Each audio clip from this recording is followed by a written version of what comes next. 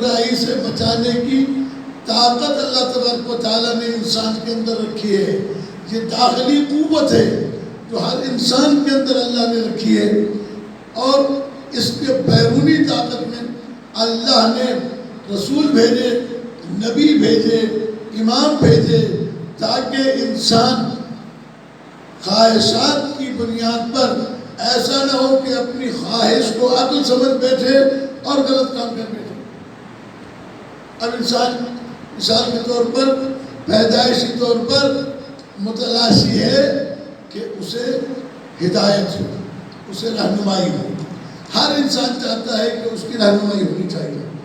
اسی رہنمائی کی تلاش میں نکلتا ہے اور کبھی کبھی اپنی غفلت یا اپنی جہالت کی وجہ سے انسان کسی برائی میں پھنس جاتا ہے، غلط راستے پہ چلا جاتا ہے. یہی وجہ ہے دنیا میں جو بت پرستی پیدا ہوئی اس کی وجہ یہی ہے کہ اس نے اللہ تک پہنچنے کے لیے اپنا ایک وسیلہ قرار دیا. اور خداوند کریم اللہ تبارک و تعالی ایسے کسی وسیلے کو قبول نہیں کرتا کہ جو انسان کے شرف کو، انسان کی عزت کو گرا دے. اب میں آپ کے سامنے عرض کرتا ہوں، قرآن مجید میں اس کی طرف اشارہ کیا گیا ہے. اللہ تبارک و تعالیٰ نے اپنے حبیب سے کہا، رسول اکرم صلی اللہ علیہ وآلہ وسلم سے ضرور بھیجے محمد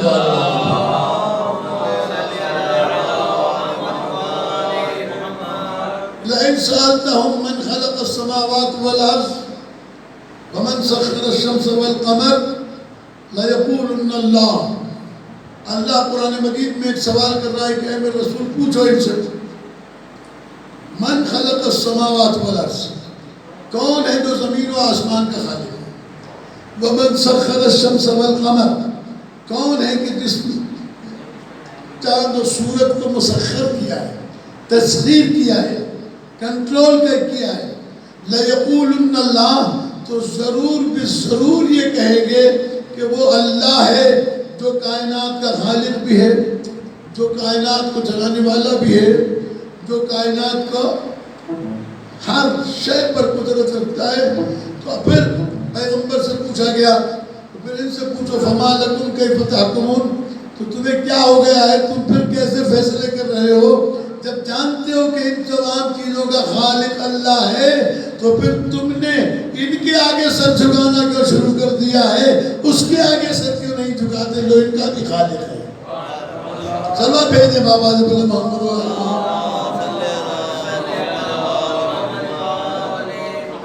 اب پروردگار عالم دوسرا سوال اپنے پیغمبر سے کیا ہے.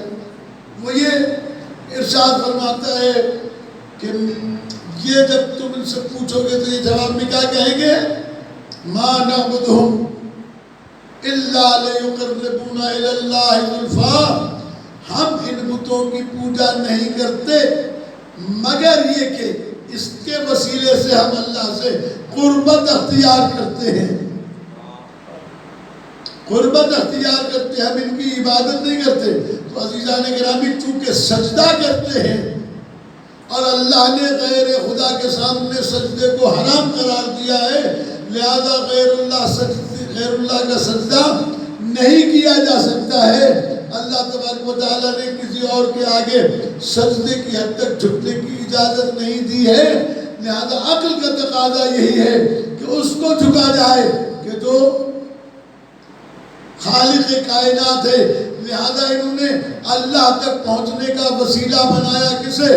بتوں کو. اللہ تبارک و تعالیٰ نے اپنے تک آنے کے لیے وسیلے خود بنائے ہیں اور حکم دیا ہے، یا ایھا الذین آمنوا اتقوا اللہ وابتغوا الیہ الوسیلہ، اے ایمان والو اللہ سے ڈرو اور اللہ تک پہنچنے کے لیے وسیلہ تلاش کرو. معلوم یہ ہوا کہ وسیلہ بنانے والا بھی وہی ہے، اس کے بنائے ہوئے وسیلے کو تلاش کرو. اور یہی وجہ ہے کہ جب جناب نوح علیہ السلام سے کشتی بنوائی تو یہ نہیں کہا کہ تم جاؤ اور کشتی بنا دو. توجہ ہے اب؟ یہ نہیں کہا کہ جاؤ اور کشتی بنا دو، بلکہ کہا وَاصْنَعِ الْفُلْكَ بِأَعْيُنِنَا وَبِوَحْيِنَا، کشتی بنانی تم نے ہے، لیکن ہماری وحی کے تابع بنانی ہے اور ہماری آنکھوں کے سامنے بنانی ہے۔ یعنی نبی کشتی بنائے گا لیکن اللہ کی اجازت کے بغیر نہیں، اللہ کی وحی کے بغیر نہیں۔ تو جب نبی کو لکڑی کی کشتی بنانے کی اجازت نہیں ہے اپنی مرضی سے، تو پھر کسی انسان کو اللہ کا نمائندہ یا اللہ کی بارگاہ تک پہنچنے کا وسیلہ بنانے کا اختیار کیسے ہوگا؟ چلو بھیجے مل کر بابا علیہ وسلم محمد وآلہ ایک بلند ترین سلوات بھیجے، ماشاءاللہ کافی مومن بیٹھے ہوئے۔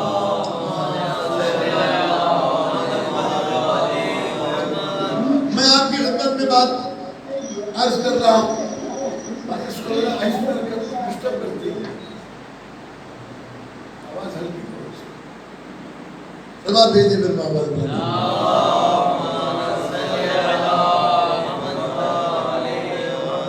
میں جو بات عرض کرنے جا رہا ہوں اس کو توجہ کے ساتھ سماعت فرمائیں گے کہ وہ وسیلہ جو بندہ خود بنائے اللہ کو پسند نہیں۔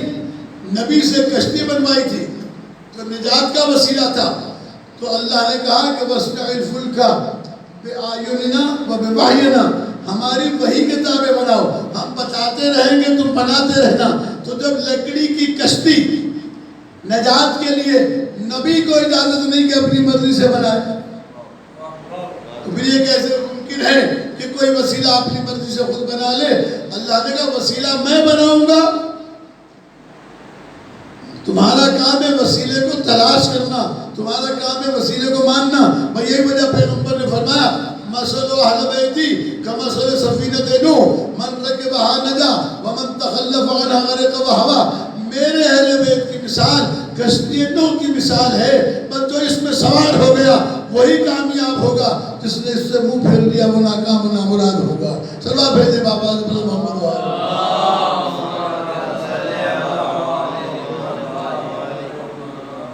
اسی لیے پروردگار عالم قرآن مجید میں مختلف سوروں میں تقریباً اس وقت میں جب مطالعہ کرتا ہوں میرے سامنے اس وقت 2500 سے زیادہ آیتیں، حدیثیں اور فرامین معصومین جن کا ڈائریکٹ تعلق عقل سے ہے۔ اگر میں فقط حدیثیں پڑھوں اور ترجمہ کروں اس کے لیے بھی کم سے کم بھی 1 مہینہ چاہیے۔ میں آپ کے سامنے وضاحتوں کے ساتھ میں یہ باتیں اس لیے عرض کر رہا ہوں تاکہ جو بات کہی جا رہی ہے وہ سمجھ میں آ جائے۔ عقل کا تقاضا کیا ہے؟ اب آئیے میں قرآن مجید کی ایک آیت پڑھتا ہوں، اس کے بعد چند ایک حدیثیں پڑھتے ہیں تاکہ بات آپ کے سامنے واضح ہو جائے۔ سلوات بھیجے بابا علیہ محمد وآلہ۔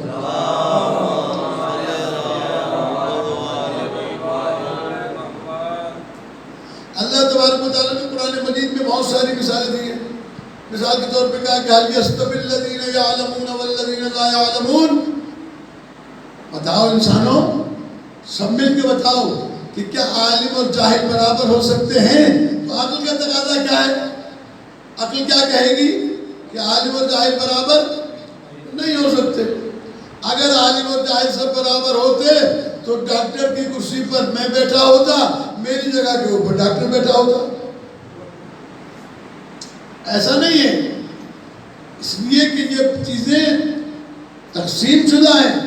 انجینئر جس نے مثلا سول انجینئرنگ پڑھی ہے وہ ڈاکٹر کی کرسی پہ جا کے بیٹھ جائے علاج کرنے کے لیے، اور جو مثال کے طور کے اوپر ڈاکٹر ہے وہ سول انجینئر کی جگہ جا کے نقشے بنانے لگے۔ یہ پڑھے لکھے لوگوں کے درمیان بھی اس بات کی تقسیم ہے کہ جس کا جو شعبہ ہے وہ اسی شعبے کو دیکھے، لیکن وہ انسان کہ جس نے کچھ پڑھا ہی نہیں ہے، جو جاہل ہے، جو ماں کے پیٹ سے جاہل پیدا ہوا ہے، جیسا کہ میں نے پرسوں بھی قرآن مجید کی آیت پڑھی تھی جس میں پروردگار عالم نے ارشاد فرمایا واللہ اخرجکم من بطون امہاتکم لا تعلمون شیئا، اللہ نے تمہیں تمہاری ماں کے پیٹ سے ایسے نکالا جیسے تم کچھ جانتے ہی نہیں تھے۔ تو جب تم کچھ جانتے ہی نہیں تھے تو یہ کیسے ہو سکتا ہے کہ تم پڑھے لکھوں کے برابر ہو جاؤ؟ قرآن کریم نے قرآن مجید میں یہ بھی سوال پوچھا ہے کہ یہ بتاؤ کہ کیا اندھیرا اور روشنی برابر ہو سکتے ہیں؟ قرآن مجید نے یہ بھی پوچھا کہ کیا گرمی اور سردی برابر ہو سکتی ہے؟ تو جب یہ برابر نہیں ہو سکتے تو قرآن مجید یہ سوال کرتا ہے قل اے میرے رسول کہہ دو ان سے لا یستوی الخبیث والطیب، خبیث اور طیب یہ دونوں برابر نہیں ہو سکتے۔ خبیث یعنی نجاست، خبیث یعنی غیر طاہر چیزیں، والطیب اور بالکل پاک و پاکیزہ اور طاہر چیزیں یہ برابر نہیں ہو سکتی۔ وَلَوْ أَعْجَبَكَ كَثْرَةُ الْخَبِيثِ، چاہے خباثت کی کثرت تمہیں تعجب میں ہی ڈال دے کہ یہ تو بہت سارے ہیں۔ قرآن مجید کی آیت ہے، نجاست اگر بہت ساری بھی ہو تمہیں تعجب میں بھی ڈال دیں تو پھر ان کو برابر نہ سمجھنا کہ طہارت و نجاست برابر ہو سکتی ہے۔ فَاتَّقُوا اللَّهَ يَا أُولِي الْأَلْبَابِ، اے عقل والو اللہ سے ڈرو، نجاست کو طہارت کے برابر نہ کرو۔ تھوڑا سا توجہ دے، سلام بھیجے بابا علیہ محمد والے، نجاست کو طہارت کے برابر نہ کرو۔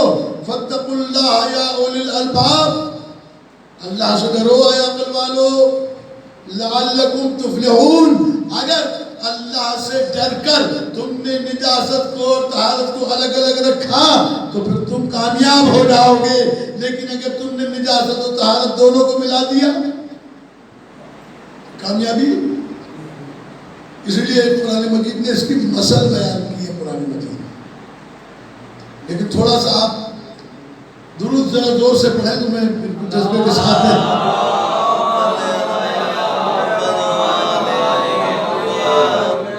قرآن مجید نے ان دونوں کی مثالیں بیان کی ہیں۔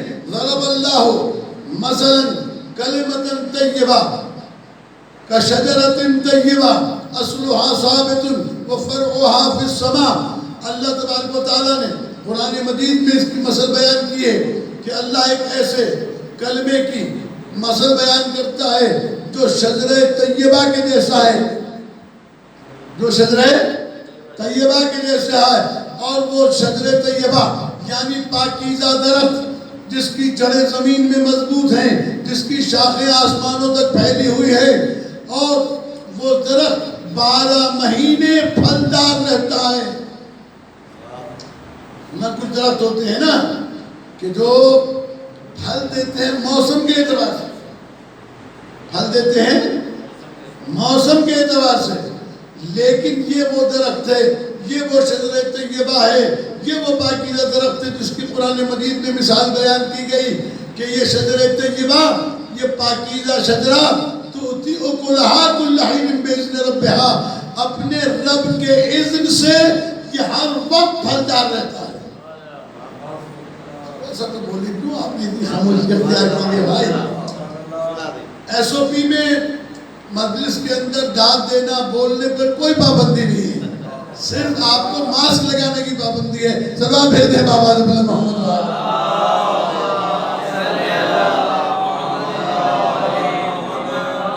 دیکھیے میرے لیے بڑی پریشانی کا باعث اس وقت بن جاتا ہے، لیکن مجھے تو مسئلہ نہیں ہے، اس لیے کہ میں پڑھ لکھ کے باتیں کرتا ہوں، اس لیے میں سمجھتا ہوں کہ جو میں پہنچانا چاہ رہا ہوں، لیکن مجھے یہ پریشانی ہوتی ہے کہ شاید آپ تک میری بات پہنچ رہی ہے یا نہیں پہنچ رہی ہے۔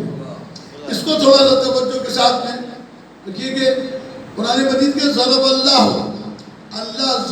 ضرب کے دن مثال کو بیان کرنا، مثال بیان کر رہا ہے اللہ تبارک و تعالیٰ، مثل بیان کر رہا ہے کس چیز کی؟ کلمہ طیبہ کی مثل شجرہ طیبہ جیسی ہے۔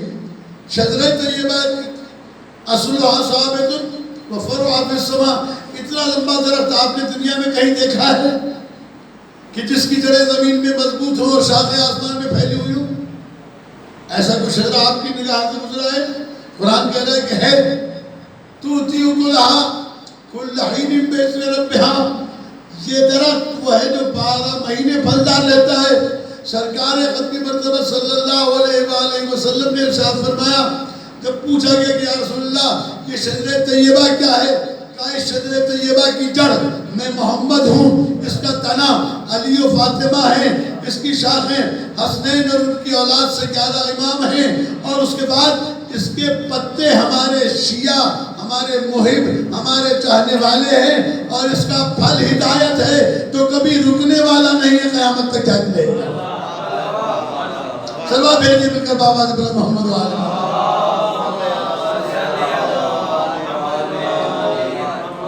سورہ مبارکہ ابراہیم میں جہاں یہ ارشاد فرمایا، وہیں اسی کے آگے پھر دوسرا شجرہ بیان فرمایا، وَضَرَبَ اللَّهُ كَلِمَةً خَبِيثَةً كَشَجَرَةٍ خَبِيثَةٍ كَشَجَرَةٍ خَبِيثَةٍ اجْتُثَّتْ مِنْ فَوْقِ الْأَرْضِ مَا لَهَا مِنْ قَرَارٍ۔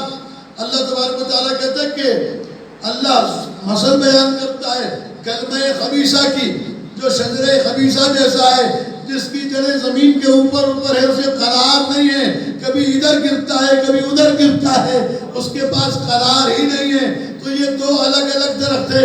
ایک درخت وہ ہے کہ جو اسلام کا بانی اور اسلام کی بقا کا ضامن ہے، دوسرا شجرہ وہ ہے جو اسلام کا دشمن اور اسلام کو مٹانے کے در پہ ہے۔ لیکن جو اسلام کے مخالف شجرہ ہے اسے قرار نہیں، وہ کبھی باقی نہیں رہ سکتا۔ لیکن جو شجرہ اللہ تبارک و تعالیٰ نے بحق محمد و آل محمد جو شجرہ بنایا ہے، یہ شجرہ طیبہ ہے جس کی جڑیں محمد مصطفیٰ ہیں، اور اسی لیے جب فتح مکہ کے موقع پر پیغمبر اکرم نے بت توڑوائے تو علی علیہ السلام کو اپنے کاندھوں پر چڑھایا۔ یہ حکمت تھی، علی کے کاندھے پہ سوار نہیں ہوئے، کیوں؟ اس لیے کہ جڑ ہمیشہ نیچے ہوتی ہے، تنا ہمیشہ اوپر ہوتا ہے۔ سبا بھیجے بابا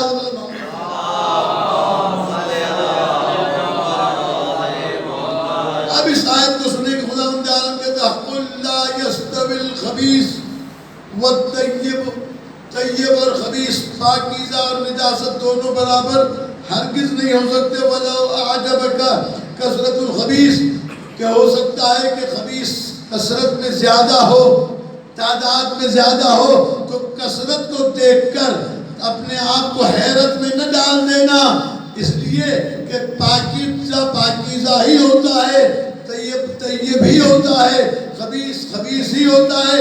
فَاتَّقُوا اللَّهَ يَا أُولِي الْأَلْبَابِ، بس اللہ سے ڈرتے رہو اے عقل والو، لَعَلَّكُمْ تُفْلِحُونَ، تاکہ تم کامیاب ہو۔ کامیابی صاحبان عقل کے لیے، کامیابی صاحبان دین کے لیے ہے۔ بس اللہ تبارک و تعالیٰ نے اس جگہ پر جو یہ بات ارشاد فرمائی، اور انسان کی فضیلت اور انسان کی عظمت بھی اسی میں ہے۔ انسان جو اپنے آپ کو اشرف المخلوقات کہتا ہے، کس بنیاد پر؟ کیا شرف ہے آپ کے پاس؟ آدم کے بیٹا ہونے کی وجہ سے شرف ہے؟ نہیں۔ اگر آدم علیہ السلام کا بیٹا ہونے کی وجہ سے شرف ملتا تو پھر سب کو ملتا ہے۔ آدم کا بیٹا ہونا شرف نہیں۔ علی علیہ السلام فرماتے ہیں للانسان فضیلتان، انسان کو اگر عزت ہے، اگر انسان کے پاس فضیلت ہے، اگر انسان کے پاس بزرگی ہے، للانسان فضیلتان، فضیلت کے لیے، انسان کی عظمت کے لیے، بڑائی اور بزرگی کے لیے انسان کے پاس دو ہی چیزیں ہیں، العقل واللسان۔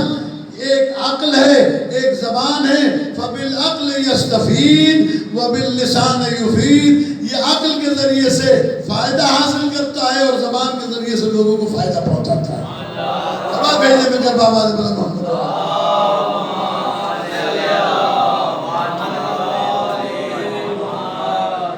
اگر خاندانی اعتبار سے مثلا کوئی انسان غریب خاندان سے تعلق رکھتا ہو، انشاءاللہ اس پر میں کل آپ کے سامنے تفصیل کے ساتھ بحث کروں گا۔ آج صرف اتنا کہ کربلا والے شہیدوں میں جتنے بھی لوگ ہیں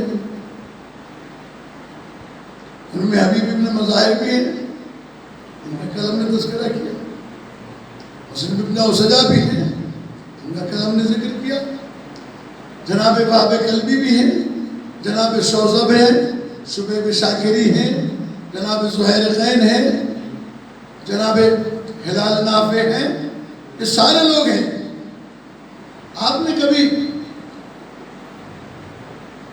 کسی شہید کے بارے میں یہ بحث کی ہے کہ یہ افضل ہے اور یہ کمتر ہے؟ کیوں؟ اس لیے کہ ہر ایک نے اپنے اپنے طاقت کے اعتبار سے حسین علیہ السلام کی نصرت کر کے اپنی جان قربان کرتی ہے، لہذا امام حسین علیہ السلام کے ساتھیوں پر آپ کو حق نہیں ہے گفتگو کرنے کا، اس لیے کہ انہوں نے اس عظمت کو حاصل کر لیا نا امام کی مدد کرنے کے لیے، لہذا یا غربت و افلاس، دولت و فقر، قوم و قبیلہ، یہ قبیلہ بنی اسد سے ہے، یہ قبیلہ بنی مزاحم سے ہے، یہ قبیلہ شاکری سے ہے، بنی شاکر ہے، فلاں ہے، نہیں، یہاں قوم و قبیلے رہتے ہی نہیں ہیں۔ جب انسان خبیث و طیب کی فرق کر کے کہ یزید خبیث ہے حسین طیب ہے، یہ دونوں برابر ہو نہیں سکتے، اسے یہ فرق محسوس ہو گیا۔ صاحبان عقل ہے، صاحبان عقل اپنی قربانی کسی کمتر کے ہاتھ نہیں کر سکتا، بہتر سے بہتر کے ہاتھ کرتا ہے۔ اور میرے دوستو یہی وجہ ہے آج 5 محرم ہے، مسلسل آپ کے سامنے مجالس ہو رہی ہے ماشاءاللہ، اور یہ جذبہ ایمانی ہے کہ اتنی تیز بارش اور اتنے پانی کے باوجود عزاداران امام مظلوم مستقل مجالس کے اندر شرکت فرما رہے ہیں، اور کوئی امام بارگاہ تقریباً ایسا نہیں جہاں عزاداری نہ ہو رہی ہے۔ آج میں آپ کے سامنے ان بچوں کا ذکر کرنا چاہتا ہوں کہ جن کو 2 فضیلتیں حاصل تھیں، 2 عظمتیں حاصل تھیں، کہ وہ پوتے تھے جناب جعفر طیار کے اور نواسے تھے حیدر کرار کے۔ حضرت عباس علیہ السلام ارشاد فرماتے ہیں کہ شب عاشور جب میں خیموں کا معائنہ کرنے کے لیے نکلا تو میں نے دیکھا کہ ہر عورت اپنی قربانی اپنے سامنے سجائے بیٹھی ہے۔ جب میں جناب زینب کبریٰ سلام اللہ علیہ کے خیمے کے نزدیک پہنچا تو دیکھا کہ شہزادی اپنے دونوں بچوں کو سامنے لیے بیٹھی ہے، اور بچوں سے کہتی دیکھو کل قربانی آل محمد کا دن ہے، دیکھو کہیں ایسا نہ ہو کہ تم پیچھے رہ جاؤ، مجھے اماں زہرا کے سامنے شرمندہ نہ ہونے دینا۔ جان محترم، شہزادے چھوٹے چھوٹے سے ہاتھ باندھ کر کہتے ہیں اماں صبح کو ہونے دو، پھر دیکھنا اگر دنیا نے داد شجاعت نہ دی پھر آپ کو حق ہے کہ آپ ہمارا دودھ نہ بخشنا۔ دنیا کو یاد آئے گی ہم جعفر طیار کے پوتے ہیں، ہم حیدر کرار کے نواسے ہیں۔ عزیزان کرام، حضرت اور محمد صبح سے جب سے جنگ شروع ہوئی امام علیہ السلام کے پاس آتے، ماموں اب ہمیں اجازت دے دیں۔ امام سینے سے لگا کے کہتے تم میرے نور نظر، تمہیں کیسے اجازت دے دوں، تم اپنی ماں کا سہارا ہو۔ عزاداروں جب بچوں کو اجازت نہ ملی، ایک مرتبہ دونوں شہزادے خیمے میں آئے، جناب زینب کے قریب کہنے لگے اماں ہمیں ماموں جان اجازت نہیں دیتے، ہمیں آپ اجازت دلوا دیجئے۔ جناب زینب کبریٰ نے جناب فضہ کو بھیجا، کہا جاؤ میرے ماجائے کو بلا کے لاؤ۔ جب جناب اور محمد کو لے کے آئے، جناب فضہ امام حسین علیہ السلام کو لے کر آئیں، امام حسین علیہ السلام کے گلے میں شہزادی نے دونوں باہیں ڈال دی کہ بھیا کیا قیامت کے میدان میں مجھے اماں زہرا کے سامنے شرمندہ کرو گے؟ بھیا میری قربانی کو قبول فرما لیں۔ امام نے بچوں کو اجازت دی، عزاداروں کو گود میں اٹھا کر دونوں بچوں کو سوار کیا، بچے میدان میں آئے، عزاداروں بچوں نے وہ جنگ کی کہ وہ سات ملعون کہتا ہے فوج سے کہاں بھاگے جا رہے ہو، چھوٹے چھوٹے بچے ہیں، ان سے مقابلہ کیوں نہیں کرتے؟ فوج نے آواز دی تو نے ہمیں کسی بقال کسی سبزی فروش کے اولاد کے سامنے نہیں بھیجا، یہ حیدر کرار کے پوتے ہیں، یہ جعفر طیار کے پوتے ہیں، یہ حیدر کرار کے نواسے ہیں۔ عزاداروں پر سر ساتھ کہتے ہیں بچوں کو چاروں طرف سے گھیر لو، عزاداروں بچے فوج کے درمیان گر گئے، عزاداروں جب زخموں سے چور ہو گئے تو آپ کو یاد ہے، آپ جانتے ہیں کہ جب بچے زخمی ہوتے ہیں یا کوئی مشکل آتی ہے تو ماں کو آواز دیتے ہیں، بچوں نے آواز دی اماں ہمارا آخری سلام قبول ہو، بچے گھوڑے سے زمین پر گرے، لیکن امام حسین علیہ السلام جناب عباس کے ساتھ بچوں کو لینے کے لیے تیزی کے ساتھ آگے بڑھے، جب جناب عباس علیہ السلام قریب آئے بچوں کو اٹھایا، عزاداروں ایک شہزادے کو امام نے اٹھایا، ایک شہزادے کو جناب عباس علیہ السلام نے اٹھایا، جب لے کر جناب عباس اور امام حسین خیمے میں آئے، آواز دی کہاں ہے میری بہن؟ کہا جناب زینب سجدے شکر میں ہے کہ اے مالک تیرا شکر ہے کہ تو نے میری قربانی کو قبول کر لیا۔ عزادار و امام خیمے میں گئے، کہا بچوں سے آخری ملاقات تو کرو۔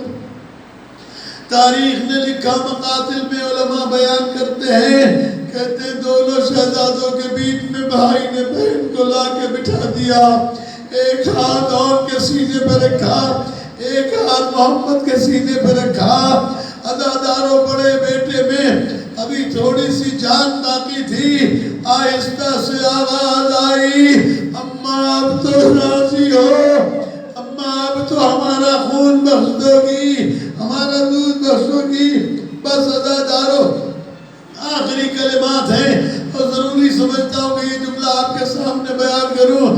جناب زینب کبریٰ کو پرسہ دینا ہے، امام زمان عجل اللہ تعالیٰ فرجہ شریف کو پرسہ دینا ہے۔